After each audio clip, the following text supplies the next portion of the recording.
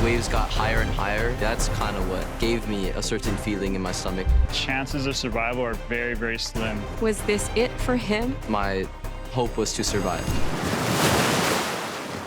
17-year-old Kahiao Kawai and his family are native Hawaiians who live on the island of Oahu. I love kayaking because of the uniqueness of the sport, the challenge that comes with it, and just being on the water in general is very special to me.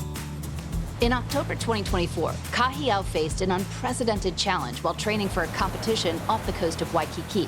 I ended up going out farther than I usually do. I noticed the intensity of the waves picking up. The waves got higher and higher. That's kind of what gave me a certain feeling in my stomach.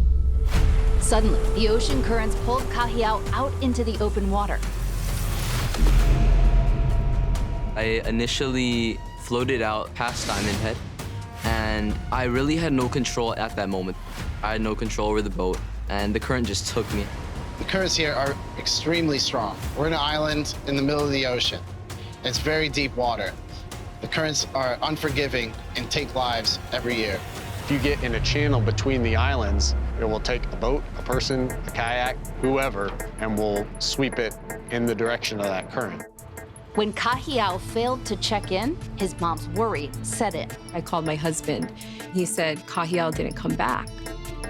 And I just started to feel the panic inside my body. A 911 call went out. Kalehua rushed to the beach. I just ran out to the edge of the park, closest to the water that I could get to, and I just fell on my knees and yelled his name. The first agency to respond was the Honolulu Fire Department. On searches, hours, minutes matter. So the longer they're out there, especially in the sea, and it's a big ocean, the longer they're out there, the chances of survival are very, very slim. In addition to being a fire department pilot, Joshua Yeager is a friend of the Kawai family. I called Kahiao's dad, and I just was giving words of encouragement and just telling him we're doing everything we can. But out on the water, the situation was quickly spiraling for the young kayaker. I flipped in the huge wave. I lost my paddle, which was swept away. And in that moment, I had to grab onto my boat and leave the paddle behind and hope for the best. The paddle is necessary to stabilize a kayak, especially in rough seas. Since I'd lost my paddle, I couldn't get back in my boat without flipping over again. So I had to find a comfortable spot on my kayak where I could just cling on. But as darkness fell, the teenager felt powerless. It was the only time where I actually started to cry. I was losing hope. I saw the sun setting, and I just honestly couldn't believe that this was happening to me and thought, like, I don't know what to do. By now, multiple agencies, along with local volunteers, had mobilized. We had the official responders, the Coast Guard, EMS, fire, but then also you had community members who just heard, hey, there's someone in need of help in the ocean. So you have a lot of people searching. It was instrumental to have all of those different civilians going out there as good Samaritans on their own vessels and assisting with this search. Out on the ocean, Kahiao relied on determination and ingenuity to hold on. I actually took this rope that's tied to the boat, and I wrapped it around my hand to ensure that if I was floating and I had passed out or fallen asleep, I wouldn't lose my kayak.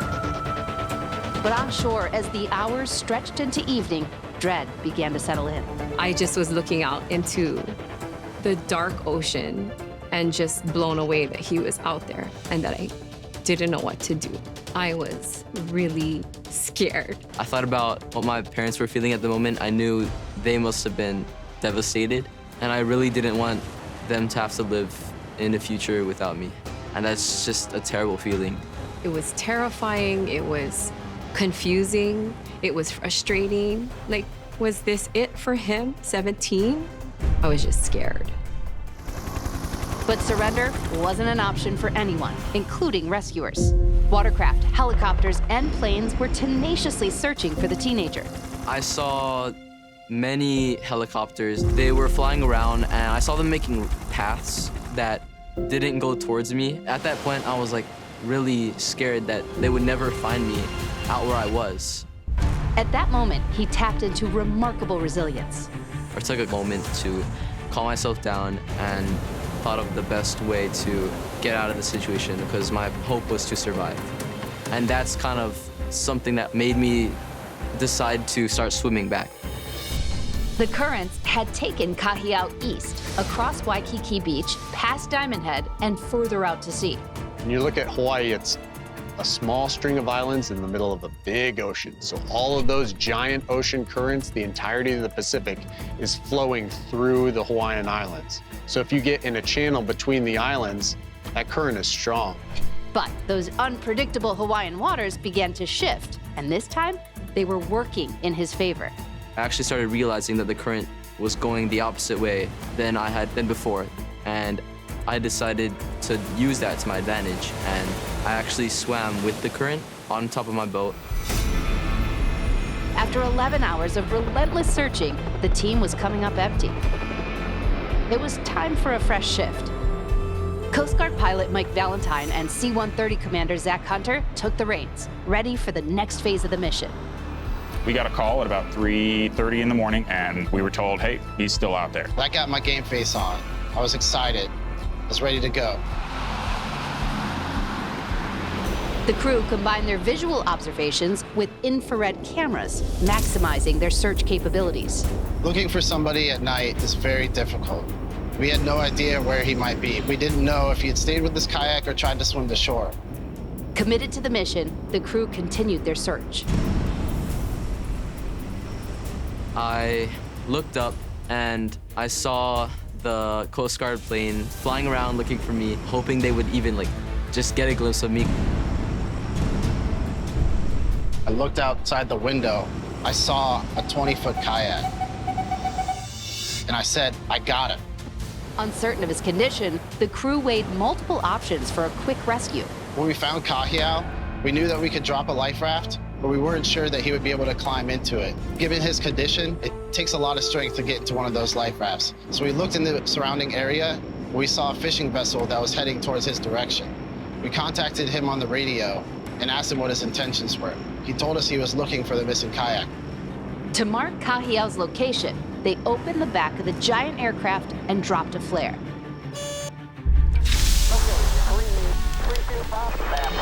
The Good Samaritan, Nolan Kiahuluana, pointed his boat toward the beacon and texted Kahia's anxious mom. When the boat came along and finally pulled up to me and I heard shouting, I was like, this is finally happening. Soon, word went out that Kahiao was found alive. I broke down. It was unbelievable. It truly was a miracle because we actually found him and he was fine. Then came the call. They were crying. I could hear my family crying in the background. Just tremendous relief. And he just sounded so calm, which is Kahiao. And it just sounded kind of like any other day. Yeah, I'm good, Mom. I could just feel the joy and the aloha coming through the phone when I heard their voices, and it brought me warmth and relief at that time.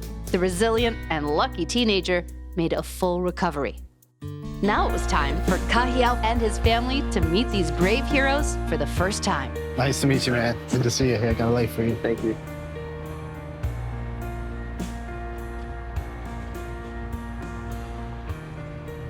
I just want to thank everyone so much. I'm so happy for all of the hard work that you guys have done for me. And I didn't even realize just how many people were out there looking for me. I'm so thankful for everyone here. Did everything right. Didn't give up hope. Kept paddling. Everything right. Thank you guys so much. You guys made, without a doubt, the worst night of our lives into the best night of our lives. I don't know which one of you said, got him. Like, I broke down. Even now? Mike is actually the guy who found you. You probably saw us flying over you a bunch of times. Yeah. So even though Mike saw the kayak, it took us about 5 more passes to find exactly where you are. There's not enough words to thank you for finding our son and for the commitment, the sacrifice that you make every day in so many ways. Just seeing you now, I'm starting to tear up, but that night was super lucky. And, but also to your fortitude and your strength, your mental strength, and thinking about your family, that's what kept you alive. Seeing them, all the people, was incredible, not only because we could finally just hug them and embrace them and thank them for what they did that night, but also an incredible reminder of the amazing community that we have. I'm proud of myself for pushing through. I think it's just a part of who I am. I got myself back to safety and I made it.